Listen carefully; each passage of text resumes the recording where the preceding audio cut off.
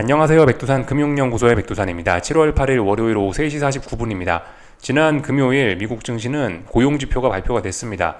시장에 특별한 영향은 없었는데요. 그래도 내용을 좀 알아보자면 고용지표가 고용시장이 튼튼하지 못하다, 고용시장이 약하다라는 증거가 나왔죠. 그래서 미국 경제에 대한 잔잔한 우려를 낳았고, 한편으로 금리 인하에 대한 기대감도 강화됐습니다. 좋게 볼 수도 있고 안 좋게 볼 수도 있고, 그럼 결과적으로 시장에 특별한 영향 없었다라는 거죠. 그러니까 주식시장, 금융시장은 가던 길 같다. AI 쏠림 지속이다. 나머지 친구들 소외.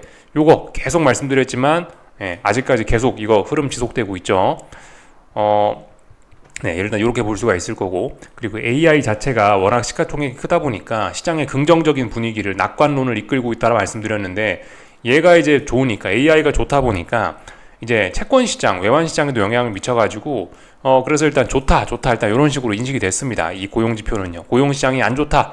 금리 떨어진다. 달러 떨어진다. 그죠? 하여튼 뭐 AI도 낙관적이다. 그래서 하여튼 모든 시장이 낙관적으로 이렇게 움직였다라고 볼 수가 있겠습니다. 이런 점들은 오늘 아시아 증시에도 좀 영향을 미쳤다라고 볼 수가 있겠고요. 하여튼 뭐 이야기 조금 더 이어나가자면은, AI 친구들은 지난주에 약간 변화가 있긴 있었죠. 물론 AI의 집중이 갈수록 심화되고 있고 심각한 건 맞는데, 약간의 변화가 있다면은 그래도 AI 쏠림이 너무 심각하다라는 인식 때문에 그 대장인 엔비디아가 뭐 몇 주 정도째 지금 조정을 받고 있죠. 그리고 얘가 조정을 받는 사이에 이제 엔비디아의 후보, 뭐 나머지 대안을 찾기 시작했는데, 시장이 그 와중에서 애플도 올라가고 뭐 누구도 올라가고 뭐 테슬라도 올라가고 그랬죠. 그래서 지금 AI가 강한 건 맞는데, 대장이 좀 쉬고, 진정한 대장은 쉬고, 좀 밑에 떨거지들이 움직이고 있는 순환매가 돌고 있습니다. 순환매가 돌면서 지수는 계속해서 올라가고 있고, 어쨌든 AI 쏠림 지속되고 있고, 나머지 친구들의 소외도 계속해서 진행 중입니다. 이런 어떤 대안을 찾는 순환매의 움직임은, 이것도 역시 오늘 아시아 증시에 공통적으로 적용되는 그런 부분이죠. 일단 요까지 오늘 아시아 증시에 영향을 미쳤던 미국 증시 내용 기억하셔야 될 부분이고, 그리고 주말에 이슈가 하나 있었죠. 프랑스 총선 2차 투표에서 좌파연합이 1위를 했다라고 합니다. 극우의회를 막아냈다라고 이렇게 뉴스에 나와 있습니다. 극우가 많은 득표를 하는 것이 시장에 좀 충격으로 받아들여질 수 있는, 안 좋은, 시장은 그걸 안 좋게 지금 받아들이고 있는 거였잖아요. 극우가 많은 득표를 하는 것이. 근데 보시다시피 좌파연합이 총선에서 1위를 했다라고 합니다. 이것은 일단 주식시장의 호재, 금융시장의 호재, 일단 뭐 좋은 내용, 혹은 아니면 최소한 뭐 악재의 소멸, 이 정도로 일단은 받아들여질 수 있을 것 같습니다. 잠시 후 이제 유럽 증시 개장할 건데 이따가 좀 보면 될 것 같고요. 하여튼 그죠. 그래서 그 유럽 증시가 이 지난 몇 주간 이렇게 쭉 안 좋았고, 특히 대표적으로 이 프랑스 증시가 안 좋았는데, 지금 보시는 건 독일 증시고요. 하여튼 이 증시가 좀 부진했던, 답답했던 이 원인 중에 하나가 프랑스 전국 불안이었죠. 근데 일단 선거가 1차, 2차 다 끝났어요. 그렇기 때문에 일단 그 전국 불안과 관련된 이벤트는 일단 종료됐다, 일단 끝났다라고 볼 수가 있을 것 같고, 뭐 악재 소멸 이 정도로 볼 수 있겠습니다. 여기서 이제 악재가 소멸됐으니까 뭐 더 오를지 뭐 어떻게 될지는 잘 모르겠습니다만, 일단 악재가 소멸됐다. 일단 발목을 잡던 요인은 없어졌다. 어떤 하방을 일단 자꾸 하방으로 밀어내는 매도 압력은 조금 좀 제거하는 그런 효과 정도는 생각해 볼 수 있겠죠. 저것 때문에 막 좋아해서 증시가 급등할지 어쩔지는 잘 모르겠으나, 일단은 하방 압력은 좀, 유럽 증시에 대한 하방 압력은, 불확실성은 한 가지 일단 제거했다라고 볼 수가 있겠습니다. 이거 역시 호재라고 볼 수가 있겠습니다. 이런 이야기, 좀 주말 동안 있었던 것들, 이런 것들 좀 알아놓으셔야 되겠고요. 그 이번 주 증시 이벤트 좀 몇 가지 좀 이제 주의해서 봐야 될 게 있는데요. 그거 몇 가지만 좀 이야기를 해드리자면은, 파월 연설이 있습니다. 파월 연설이 이게 수요일 밤 11시에 파월 연설이 있습니다. 그리고 목요일에 아마 목요일 날 밤 9시 반에, 목요일 밤 9시 반에 한국 시간 기준 맞습니다. 이거 목요일 밤 9시 반에 미국 물가지표 발표됩니다. 좀 중요하겠죠. 그리고 금요일 날에도 물가지표가 아마 발표가 될 겁니다. CPI 발표 다음 날은 PPI가 발표가 되니까 물가지표와 기대 인플레이션 지표들이 발표된다. 이런 것들이 중요합니다. 주 후반에 파월 연설과 물가지표가 중요하다. 그 전까지는 특별한 이벤트가 없다, 이겁니다. 이렇게 알아놓으시면 좋을 것 같고요. 그리고 이제 이번 주 후반부터는 이제 미국 주요 기업들의 실적 발표가 시작이 됩니다. 그래서 이번 주 금요일 날부터 해가지고 미국 금융주들의 실적이 아마 먼저 발표가 될 거예요. 하나 둘씩 일단 이렇게 된다는 거 좀 알고 계시면 좋을 것 같습니다. 그래서 일단 당장 월, 화, 수, 목 뭐 이 정도까지는 일단 특별한 이벤트는 없다. 실질적으로 목요일 한 저녁부터 해가지고 이제 목, 금 요렇게 이벤트가 집중이 되어 있다 생각하시면 좋을 것 같습니다. 전반적인 내용들을 좀 쫙 한번 말씀을 좀 드려봤고요. 몇 가지 뭐 뉴스 이런 것들 좀 보자면은 좀 그죠. 미국 경제가 뭐 둔화될 수도 있다 이런 이야기가 나오면서 다시 한번 회자되는 3회 법칙, 샴의 법칙 뭐 이렇게 하면서 이런 내용들이 언론에서도 지금 다루고 있다라고 합니다. 이거는 실업률을 바탕으로 해서 경기 침체를 실업률을 바탕으로 해서 경기 침체를 예견해 보는 뭐 그런 게 샴룰,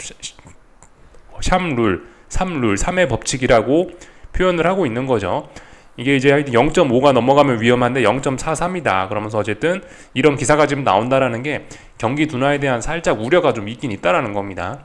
이런 우려 때문에 AI가 아닌 나머지 친구들이 좀 소외되는 것일 가능성이 있는 거죠. 이 정도 좀 생각을 해보시면 될 것 같고요. 뭐 물론 그거하고 뭐 별로 연관은 없는 기사이긴 한데요. 이제 오늘 낮에 있었던 일들 혹은 뭐 중국과 관련된 이슈들 좀 몇 가지 좀 알아놓으시면 좋을 것 같긴 합니다. 중국 증시가 요즘 계속해서 부진해요. 오늘도 중국 증시는 하락 마감을 했는데요. 요즘에 중국은 지방은행 구조조정을 하고 있다라고 합니다. 일주일 새 40곳이 통폐합됐다라고 하네요. 이건 이틀 전 소식입니다. 근데 이게 이틀 전에 나온 뉴스니까 일주일 사이에 40곳이 통폐합될 정도였으면 이게 하루 이틀 만에 이렇게 통폐합되지는 않았겠죠. 몇 달쯤 전부터 이미 이런 구조조정 작업은 아마 물밑에서 진행 중이었을 겁니다. 아마 이런 내용들이 중국 증시에 보니까 지금까지 잠재적으로 좀 악영향을 미쳐서 중국 증시가 좀 약하지 않았나 라는 생각이 듭니다. 지방은행이 구조조정을 해야 될 만큼 그만큼 좀 중국 경제가 좀 약간 좀 아슬아슬한 그런 측면들이 있죠. 그러다 보니까 이 이거는 이제 금리인데 중국 10년물 금리가 이렇게 많이 떨어졌습니다. 중국 경제가 둔화된다라고 하니까 이게 이제 너무 많이 떨어졌는데요. 금리가 너무 많이 떨어지는 걸 보고 나서 이게 채권 시장에 과열됐다라고 판단하는 중국 인민은행이 시장에 개입을 해가지고 슬슬 금리를 다시 끌어올리려고 하고 있습니다. 금리를 이렇게 끌어올리는 것은 지금 한편으로 이런 거에도 도움이 됩니다. 위안화가 요즘에 엄청 약세를 보이고 있죠. 위안화를 어떤 약간 방어하는 이런 의미도 있는 겁니다. 부가적인 효과로서요. 채권 시장의 과열을 해소하는 측면도 있지만 이런 시장 개입이 근데 아시다시피 그죠?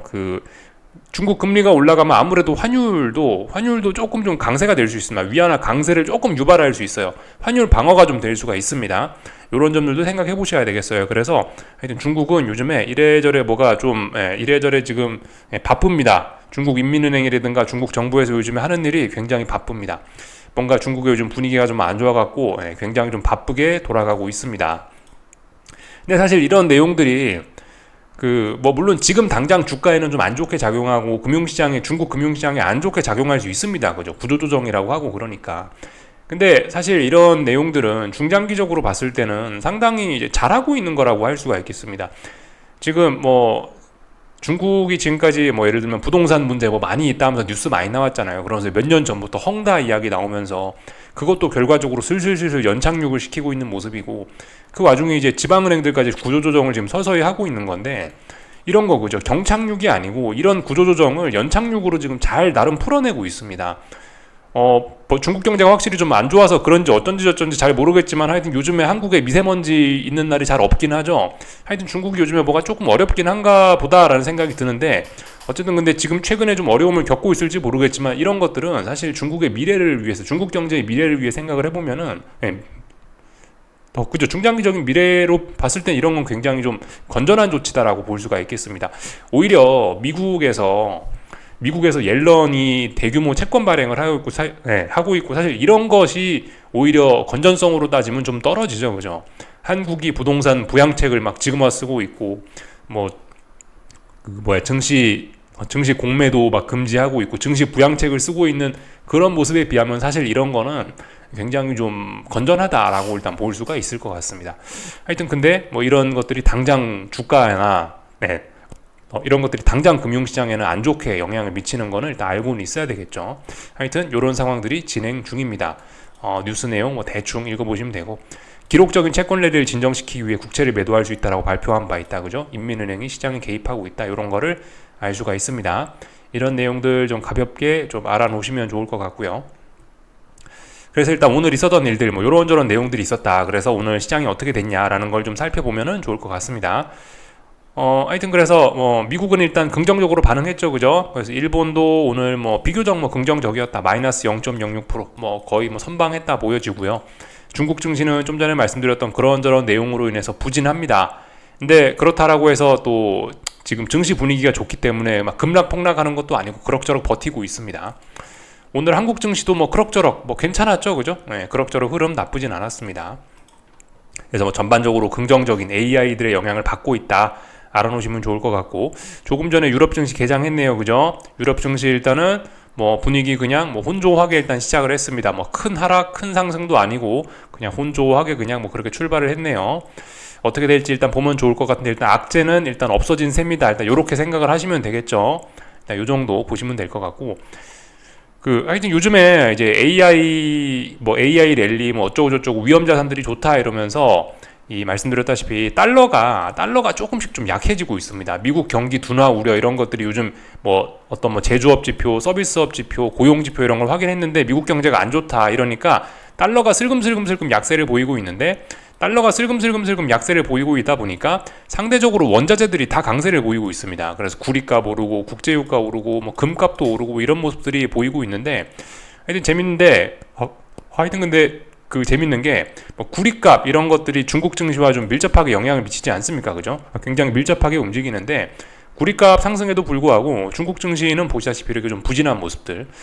오늘 하여튼 낮에 중국 증시가 올라서 그런지 중국 증시가 떨어져서 그런지는 모르겠는데, 하여튼 구리값은 낮에는 떨어지고 밤에는 오르는 재밌는 모습이 나타나고 있습니다. 하여튼 근데 분명히 구리 이런 거는 올라가고 있다라는 거.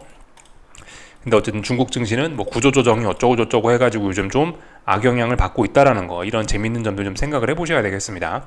하여튼 이 달러가 조금 약해지면서 각종 원자재들이 다 올라가고 있는데, 이런 원자재들이 이렇게 올라가는 이런 흐름들이 사실 한국 증시에나 한국 2차전지 종목이나 이런 데는 사실 또 굉장히 긍정적인 영향을 미치고 있는 것 같기도 합니다. 참고적으로 좀 알아놓으시면 좋을 것 같고, 오늘 있었던 일들이 기술적인 이야기들 조금만 좀 하고 마치도록 하겠습니다. 일단 유럽 증시 그죠? 개장했죠. 일단은 특별히 급등 출발 이런 건 하지 않네요. 일단 악재가 사라졌지만은 그냥 그래서 그렇다면 기존 흐름 그대로 가겠죠. 일단 위로 우상향하고 있습니다. 비록 이제 위쪽에 저항이 많아서 긴 윗꼬리가 달리긴 했으나, 단기 차익 매물이 많이 나오긴 했으나 위로 올라가는 흐름 자체는 유효하죠. 특별히 다를 거 없고요. 중국 증시 상해종합 이런 거 보시면은 빠지고 있습니다. 슬슬 빠지고 있습니다. 급락 폭락을 해도 이상하지 않은 자리인데 천천히 슬슬 잘 빠지고 있습니다. 글쎄요, 중국 인민은행 개입 이런 거 때문인지 모르겠지만 일단 슬슬 빠지고 있습니다. 슬슬 빠지는 게 근데 더 안 좋을 수도 있어요. 이렇게 빠지다가 어쨌든 결국 하락의 끝은 투매가 아니겠느냐라는 생각이 들긴 하거든요. 그래서 한번 많이 떨어질 수 있긴 있습니다. 근데 많이 떨어지면 눌림시 매수를 하는 게 맞지 않겠나, 적당히 떨어지면요. 왜냐하면 지난번에 어떤 의미 있는 매수세를 확인했던 가격대까지 다시 내려왔다면은, 그렇다면 눌림시 매수 생각해 볼 수 있겠죠. 근데 어쨌든 지금은 아니다. 지금은 잘 빠지고 있다 이겁니다. 각종 구조조정이다 어쩌고저쩌고 하면서요. 그러면서 내실을 잘 다지고 있다. 요렇게 저는 일단 보고 있습니다. 그리고 중국에 있는 그죠? 각종 지수들 슬슬 빠진다고요. 공통적으로 확 빠지는 게 아니고 슬슬 더럽게 빠지고 있습니다. 중국 증시 약세 대략적으로 좀 확인을 했고, 중국 위안화도 보시다시피 근데 강세, 위안화는 강세, 인민은행의 채권시장 개입 등으로 강세 나타나고 있습니다. 달러 자체가 요즘에 좀 달러 자체가 약해진 것도 위안화 강세의 한 원인으로 볼 수 있겠죠. 이쯤에서 엔화도 좀 봐야 되겠는데, 엔화도 어쨌든 요즘에 조금씩 강세 흐름, 물론 추세적인 이런 엔화 약세가 진정된 건 아닙니다. 추세적으로 엔화가 위로 올라가는 이 흐름이 끝난 건 아닌데, 근데 어쨌든 단기적으로 보시다시피 요즘에 달러가 약하기 때문에 미국 경제에 대한 잔잔한 의심이 있고 위험자산 선호에 대한 어떤 그런 게 강력하기 때문에 찔끔 내려오고 있습니다. 그래서 좀 혼조한 구간인데 일단 큰 방향성 자체는 저는 바뀌지 않았다라고 봅니다. 이 정도를 확인할 수가 있겠고요. 일본 증시도 그래서 약간 조정, 좀 혼란스러운 그런 구간입니다. 보시면은 이제 왜냐면 전고점 저항이기 때문에 여기 지금 잠깐 혼란스러운 구간인데, 근데 지금 상승 압력이 굉장히 강하다라고 봐야 됩니다. 위로 더 올라간다라고 보는 게 맞습니다. 이거. 다만 전고점에 여기가 이제 중요한 어떤 매물대가 있기 때문에 상승이 둔화된 거다라고 볼 수가 있겠습니다. 계속 올라간다. 상승 베팅 이런 거 유효합니다. 아직까지는요. 다 봤고요. N1 환율인데 뭐 보시다시피 요즘에 이제 뭐 달러가 뭐 달러의 상황이나 이런 게 조금 바뀌었기 때문에 그렇기 때문에 약간 뭐 보시다시피 양봉을 만들면서 올라오고 있긴 있는데 애초에 이 정도까지 가격에 와서 지금 이게 지금 올라오고 있는 거죠. 860원대에서 지금 얘가 지금 반등을 시도하고 있는데 이게 제 생각에는 의미 있는 바닥 확인이 아직 됐다라고 보기는 좀 어려울 것 같습니다. 물론 이제 단기 바닥 정도는 만들었는데 애초에 얘가 여기까지 내려와서는 안 됐었거든요. 전저점인데 여기가 전저점까지 내려왔다라는 이야기는 이미 힘이 없다라는 이야기거든요. 말씀드렸다시피 엔화 약세는 추세적으로 좀 더 지속될 것 같고 계속 더 일단은 이 N1 환율도 계속해서 일단 아래쪽으로 일단 좀 더 가야 될 것 같긴 합니다. 단기 바닥은 만들었는데 이 중장기적인 바닥이라고 보기는 아직 어려울 것 같습니다. 단기 바닥은 만들어서요. 단기 바닥은요. 근데 위에서 내려오는 이 매도세가 워낙 강합니다. 그런 점들 좀 보시면 좋을 것 같습니다. 전반적인 내용들 다 봤고요. 오늘 저기 AI 쏠림 일어났습니다. 그죠? 그래서 오늘 TSMC 오늘도 3% 올랐네요. 그래서 1035가 됐습니다. 1000이었는데 1035가 돼버렸네요. AI 쏠림 계속되고 있다. 이렇게 일단 볼 수가 있을 거고요. 한국 증시는 요즘에 뭐 세계 증시하고 사실 별로 그렇게 상관이 없긴 합니다. 한 번씩 제가 종종 그런 이야기 드리는 때가 있죠. 한국 증시 지금은 자체적인 투기적인 요인에 의해 움직이기 때문에 이제는 뭐 세계 증시와 상관없습니다. 뭐 그런 이야기 종종 드리는데 지금이 그런 때입니다. 예, 지금이 이제 세계 증시의 영향을 받지 않는 좀 그런 때가 됐어요. 지금 이제 특히 코스피가 워낙 단기 과열이 심해져 가지고요. 그래서 이제 그래서 뭐 세계 증시가 어떻게 되든 간에 별로 영향을 받는다기보다는 이제 자체적인 투기적인 요인에 의해서 많이 좀 영향을 받겠죠. 물론 이제 만약에 뭐 세계 증시가 급락폭락한다라면은 이제 그걸 핑계로 잡아서 한국 증시도 한번 훅 빠질 수 있긴 있겠는데 아무튼 지금 한국 증시는 이미 이제 약간 눈이 돌아간 거죠. 약간 과열에 지나친 어떤 투기의 영역 이런 걸로 좀 들어와 버려 가지고요. 그래서 지금 해외에 무슨 이슈가 있고 이런 게 지금 눈에 들어오지 않습니다. 어떻게든 이 뜨끈뜨끈한 분위기를 살려갖고 좀 투기적으로 뭐든 좀 더 해먹겠다라는 지금 어떤 그런 수익률 게임이 굉장히 지금 치열하게 벌어지고 있는 게 한국 증시입니다. 미국 고용지표고 뭐고 간에 눈에 들어오는 건 없습니다. 이렇게 시장 분위기가 좋으니까 다음엔 이걸 사고 다음엔 이걸 사고 다음엔 뭘 사고 해가지고 지금 순환매를 돌려먹으면서 지금 그렇게 해먹고 싶은 생각밖에 없어요. 사실상. 그래서 약간 좀 투기성이 굉장히 좀 극대화되어 있는 좀 그런 상황이라고 좀 볼 수가 있겠고요. 근데 말씀드렸죠. 코스피는 특히 코스피가 쏠림이 너무 심하다고요. 그래서 상승 둔화가 자연스러운 날이다라는 말씀을 드렸습니다. 물론 코스닥도 쏠림이 좀 심하긴 심한데 코스닥보다는 코스피의 쏠림이 지난주 금요일 날에 코스피의 쏠림이 훨씬 심하긴 했거든요. 그래서 일단 오늘 코스피는 확실히 좀 상승이 둔화가 됐고 코스피가 상승이 둔화되니까 어마어마한 어떤 뜨끈뜨끈한 수익률 게임에 참가하고 싶은 그런 열기들이 코스닥으로 몰려들어갔고 코스닥이 상대적으로 굉장히 좀 랠리를 펼친 하루라고 일단 볼 수가 있겠습니다. 그러니까 한국 증시도 결과적으로 순환매 돌면서 어떻게든 해먹으려고 이렇게 수익률 게임 하고 있는 겁니다. 시장 자체가 죽고 이런 건 아직까지 생각하시면 안 됩니다. 아직까지는 굉장히 강합니다. 추세적으로 강한 거고 그러니까 금요일 날에 선물이 7포인트 가까이 상승을 했는데 오늘에 1포인트 하락했다라는 건 이거는 너무나 강하다라는 겁니다. 이건 단지 5일선과의 이격이 너무 과했기 때문에 코스피가 이격을 좀 해소하는 과정에서 옆으로 기어가고 있는 거라고 보시면 되겠고 의미 있는 매도세 이런 거는 아직까지 전혀 없습니다. 말씀드렸다시피 한국 증시는 지금 4마리의 말이 끌고 있다고요. 코스피 기준으로 해서는요. 그죠? 반도체, 그리고 금융주, 또 그리고 자동차, 또 그리고 2차전지 이렇게 4마리의 말이 끌고 있다라 말씀을 드렸습니다. 코스닥은 잘 모르겠고요. 아마 코스닥에는 2차전지 그리고 제약바이오 이렇게 볼 수가 있을 거예요. 코스닥은 이렇게 2마리의 말, 코스피는 4마리의 말 일단 이렇게 볼 수가 있을 것 같습니다. 하여튼 그래서 4마리의 말 혹은 2마리의 말을 서로 돌려가면서 다양한 조합을 가질 수가 있죠. 그래서 코스피가 떨어지면 코스닥이 오르고, 코스닥이 조금 부진하면은 또 코스피가 오르고, 삼성전자 올라가면 다른 종목 부진하고, 삼성전자 떨어지면 다른 종목 오르고, 막 이런 치열한 이런 다양한 조합을 통해서 이 어마어마하게 누적되어 있는 이런 매수세나 이런 긍정적인 낙관적인 분위기들이 하여튼 수익률 게임으로서 지금 어마어마하게 표출이 되고 있는 그런 상황이라고 볼 수가 있겠습니다. 아직까지 분위기 굉장히 뜨겁고, 이런 랠리가 시작된 지 지금 얼마 안 됐기 때문에 일단 지금 당장 뭐 어떤 하방 진입, 방향 전환 이런 거 아직 기대하시면 안 됩니다. 이거 이거 뭐 하방 베팅이라든가 이런 거는 충분한 어떤 그런 확인이 필요한 겁니다. 지금은요. 지금 굉장히 강한 시장이에요. 그래서 일단 여기까지 볼 수가 있을 거고요. 오늘 이제 종목들 내용으로 보면은 그렇죠. 일단은 삼성전자가 코스피 지수와 함께 그 지난 몇 거래일 동안 굉장히 강했지 않습니까? 그냥 삼성전자가 쏠림이 확 나타나면서 코스피 지수를 막 냅다 끌어올린 게 이제 지난 몇 거래일 동안 있었던 일인 거죠. 그죠? 코스피 지수가 상승이 둔화됐다라는 이야기는 결과적으로 삼성전자의 상승 둔화도 의미하는 겁니다. 그죠? 같은 겁니다. 코스피 상승 둔화는 삼성전자의 상승 둔화와도 연결시킬 수 있겠고, 또 그리고 그렇다는 점은 뭐 삼성전자가 이렇게 조금 둔화가 되었다라는 점은 그나마 좀 뭐 코스닥이라든가 다른 종목들이 좀 움직일 수 있는 그런 여지가 생긴다라는 겁니다. 그래서 오늘 뭐 LG 에너지 솔루션이라든가 이런 2차 전지 종목들이 조금 좀 움직였죠. 이 말씀드렸다시피 한국 증시에 있는 이런 2차 전지 종목들 뭐 LG 에너지 솔루션이니 삼성 SDI니 에코프로니 이런 친구들은 테슬라가 올라서 오르는 거하고는 다른 거라고요. 그죠? 주말 동안에 좀 찾아보니까 테슬라가 지금 상승을 하는 거는 뭐 ESS 매출이 뭐 높아서 뭐 ESS 뭐 이익이 잘 나와서 그렇다는 이야기가 있는데, 테슬라의 ESS는 중국 배터리를 사용한다라고 합니다. 중국 배터리를요. 그러니까 테슬라가 잘 나가는 거하고 한국 증시에 있는 2차 전지 종목들이 잘 나가는 거는 좀 별개의 문제다.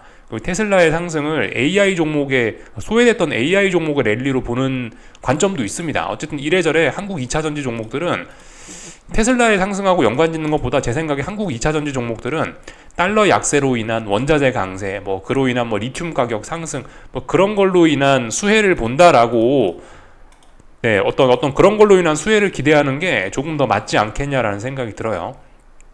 그래서 일단 뭐 이런 움직임들 보였다. 2차 전지 종목들이 전반적으로 뭐 좀 긍정적인 흐름들 보이긴 했는데, 삼성전자도 부진하면서, 근데 어쨌든 코스닥으로 돈이 좀 몰려가면서 에코프로와 에코프로 BM이 많이 움직인 게 이제 오늘 하루였죠. 하여튼 그래서 2차 전지 업종들 전반적으로 일단 뭐 괜찮은 모습입니다. 그리고 저기 쏠림이 심했던 것들 중에 하나가 이제 금융주들인데요. 뭐 예를 들면 KB금융이라든가 신한금융이라든가 이런 것들이 잘 나갔는데, 이런 친구들이 오늘 굉장히 시장을 주도했었죠. 근데 이제 이 친구들이 오늘 이제 조정이 나오면서, 이렇게 음봉이 나오면서 다른 종목들 코스닥이라든가 이런 것들로 조금 좀 긍정적인 영향을 미쳤다. 상대적으로 이제 하이닉스의 이 부진이 좀 계속되고 있는데, 아무래도 이제 코스피 지수가 오늘 하락하다 보니까 코스피 대형주라서 좀 안 좋은 것도 있고, 어쨌든 삼성전자의 상승 탄력이 둔화된 거지, 아직까지 삼성전자의 쏠림이 죽은 건 아니거든요. 그러니까 삼성전자와 주가와 지금 하이닉스 주가가 지금 약간 반대로 가고 있는, 단기적으로 봤을 때 반대로 가고 있는 그런 경향이 있어갖고 하이닉스가 오늘까지 좀 약했는데, 하여튼 뭐 아직까지 뭐 하이닉스는 괜찮다라고 볼 수가 있겠습니다. 다만 이제 하이닉스는 아직까지 굉장히 강해서 뭐 괜찮긴 한데요. 아직까지는 중장기적으로 괜찮고, 물론 과열 논란이 있지만은 기간 조정 중이고, 여기서 올라가기로 마음만 먹으면 이제 일단 시동만 걸면 굉장히 많이 올라갈 수 있다는 건 알고는 있는데, 아직 시동이 안 걸린 상태죠. 지금 여전히 어떤 기간 조정 중이고 상승 에너지가 많이 누적돼 있는 건 맞는데, 아무튼 지금 이제 중요한 타이밍에 왔습니다. 이 기간 조정도 적당해야 돼요. 기간 조정도 적당히 하고 빨리 올라가야지. 얘도 타이밍 놓치면 사실 좀 안 좋은 겁니다. 저의 생각엔 그래요. 이번 주에는 이제 기간 조정을 마무리해야 됩니다. 상승할 생각이 있다라면은 이번 주에 반드시 상승하는 게 맞다라고 봅니다. 그렇지 않다라면 일단 좀 도망 나와서 구경하는 게 맞다라고 봐요. 이번 주 내에 상승할 생각이 있으면 상승을 해야 된다 이겁니다. 이번 주라고 말씀을 좀 드리는 거는, 이건 하이닉스 주봉인데, 주봉 보시면은 지금 이제 5일선을 타고 이렇게 쭉 올라가고 있는 이런 그림이죠.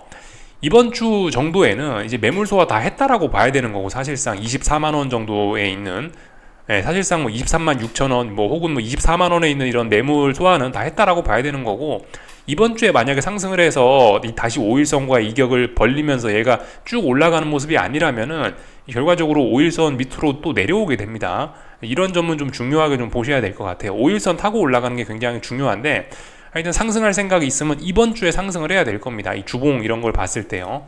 일봉에서만 봐도 그래요. 아무리 상승이라는 게 하락에 비해서 좀 덜 민감하다, 좀 너그러운 상승이다라고 해도, 좀 기술적으로 너그럽게 분석해 줄 수 있는 상승이라고 해도 지금 기간이 너무나 좀 깁니다. 빨리빨리 올라가야 됩니다. 올라갈 거면요. 하여튼 단기적인 측면에서는 지금 7월 4일 날 나온 이 장대 음봉 거래량이 700만 주가 좀 넘게 나왔는데, 지금 이거의 영향을 뭐 조금 더 소화하고 있다라 볼 수가 있겠습니다. 이때 24만원 딱 찍었었거든요. 24만원 자리에 대한 어떤 그런 심리적인 그런 저항이 있긴 있는 겁니다. 하여튼 근데 지금 이게 어쨌든 엔비디아도 그렇고 얘도 그렇고 단기적으로 좀 과열되는 게 아니냐, 그런 이야기들, AI 쏠림 너무 심하지 않냐라는 그런 이야기가 나오고 있기 때문에 지금 공격적으로 지금 위쪽으로 가격을 올리려는 세력은 지금 일단 잘 안 보이는 겁니다. 그래서 지금 이런 모습이 나오는 거고, 그렇다라고 해서 AI에 대한 기대감이 없어진 건 아니기 때문에, AI 기대감이 남아있기 때문에 이 공격적으로 매도하는 세력은 또 없는 겁니다. 그래서 지금 공격적으로 매수는 못하고 공격적으로 매도 세력도 없고, 그러니까 이렇게 답답한 구간에서 이렇게 기간 조작만 펼치고 있는 것이라고 일단 볼 수가 있겠습니다.